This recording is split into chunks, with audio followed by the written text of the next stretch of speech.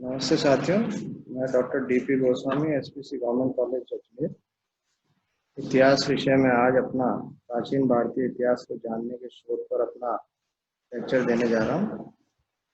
मैंने पिछले दो जो इस इतिहास के स्रोत के दो भाग थे, उसमें प्राचीन भारतीय इतिहास को जानने के विभिन्न स्रोतों के बारे में उल्लेख किया। आज हम उसी कड़ी में आगे बढ़ते हुए पुराणों के बारे में अपनी बात कहेंगे। पुराण प्राचीन आख्यानों से युक्त ग्रंथों को पुराण कहा जाता है।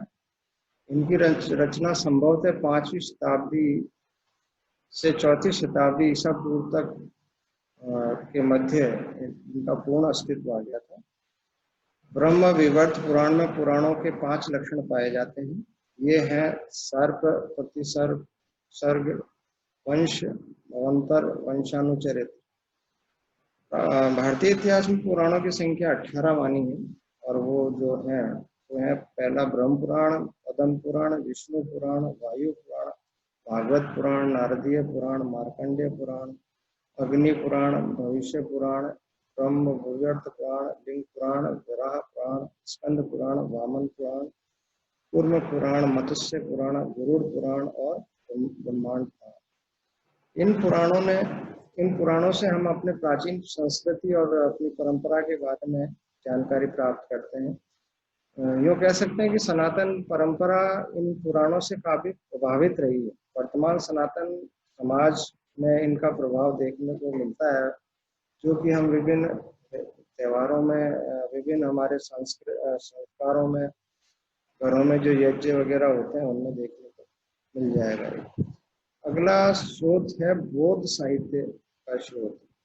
बौद्ध साहित्य स्रोत से हमें प्राचीन काल की जानकारी, प्राचीन इतिहास की जानकारी बहुत अधिक मिलती है।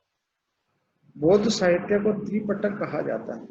महात्मा बुद्ध के परिनिर्वाण के उपरांत आयोजित विभिन्न बौद्ध संगतियों में संकलित किए गए त्रिपिटक संबद्ध सर्वाधिक प्राचीन धर्म ग्रंथ माने गए हैं। वुलर एवं ब्रिज डेविड्स महोदय ने पिटक शब्द का अर्थ टोकरी बताया है। तीन त्रिपिटक जिनका अध्ययन जिनको बौद्ध साहित्य में बांटा गया है, वे हैं सूत पिटक, विनय पिटक और अभिधम्म पिटक। इन तीनों पिटकों में, अर्थात इन तीनों ग्रंथों में बौद्ध पंथ से संबंधित विभिन्न नियमों, कानूनों का, बौद्ध भिक्षुओं को रहने की प्रक्रिया, इनके दर्शन के बारे में विस्तार से उल्लेखित किया गया है। अगला साहित्य हमारा जैन साहित्य। जैन साहित्य इतिहास की जानकारी देने के साथ साथ बौद्ध साहित्य की तरह ही महत्वपूर्ण माना गया है। अब तक जितना भी जैन साहित्य प्राप्त हुआ है वह प्राकृत और संस्कृत भाषा में मिलता है, जबकि बौद्ध साहित्य हमें पाली भाषा में प्राप्त हुआ है। जैन साहित्य को आगम कहा जाता है। इसकी कुल संख्या 12 है, जो वर्तमान में 11 उपलब्ध है, 1 हो गया है। आगे चलकर इनको अलग अलग भागों में बांटा गया, जिसे उपांग कहा गया। आगमों के साथ साथ जैन ग्रंथों में 10 प्रकीर्ण, 6 छंद सूत्र, 1 नंदी सूत्र, 1 अनुज्ञात योग द्वार एवं 4 मूल सूत्र हैं।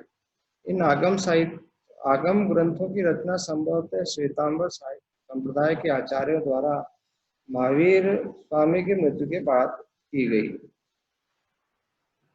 इसके अतिरिक्त विदेशियों ने जो विवरण दिया है वह भी भारतीय इतिहास को जानने में बहुत महत्वपूर्ण योगदान देता है। विदेशी यात्रियों जिन्होंने भारतीय इतिहास की जानकारियां दी, उसे हमने 3 भागों में बांटा है। मूलतः यूनानी रोमन लेखक, जिसे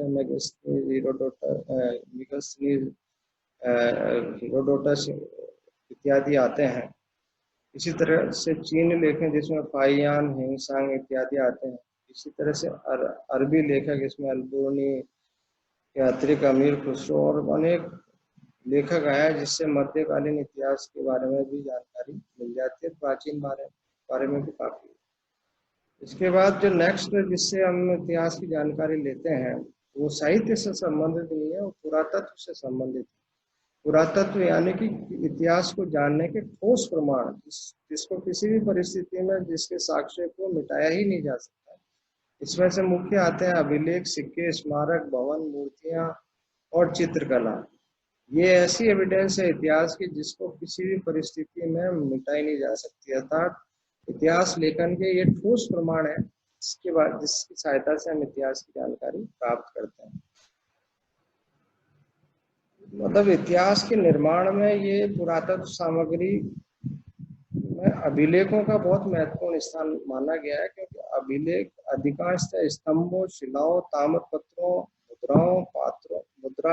पात्रों, मूर्तियों, गुफाओं आदि में खुदे मिलते हैं। यद्यपि प्राचीनतम अभिलेख मध्य एशिया के भूगोस्कुई नामक स्थान में करीब 400 ईसा पूर्व में पाए गए हैं, जिसमें अनेक वैदिक देवताओं का उल्लेख है, जो यह दर्शाता है कि भारतीय संस्कृति मध्य एशिया तक फैली हुई थी। इंद्र, वरुण, मित्र, नासत्य इत्यादि का उल्लेख भूगोस्कुई के इस अभिलेख में मिलता है, जो यह साबित करता है कि प्राचीनतम भारतीय संस्कृति मध्य एशिया से लेकर पूर्वी एशिया तक फैली हुई थी। अगला साहित्य का स्रोत है चित्रकला। चित्रकला उस समय के जीवन के विषय में जानकारी देता है। अजंता के चित्रों से मानवीय भावनाओं की सुंदर अभिव्यक्ति देखने को मिलती है। चित्रों में माता और शिशु, मरणाशील राजकुमारी जैसे चित्रों से गुप्त काल की कलात्मक पराकाष्ठा का पूर्ण प्रमाण मिलता है। इन्हें भी देखें तो मूर्तिकला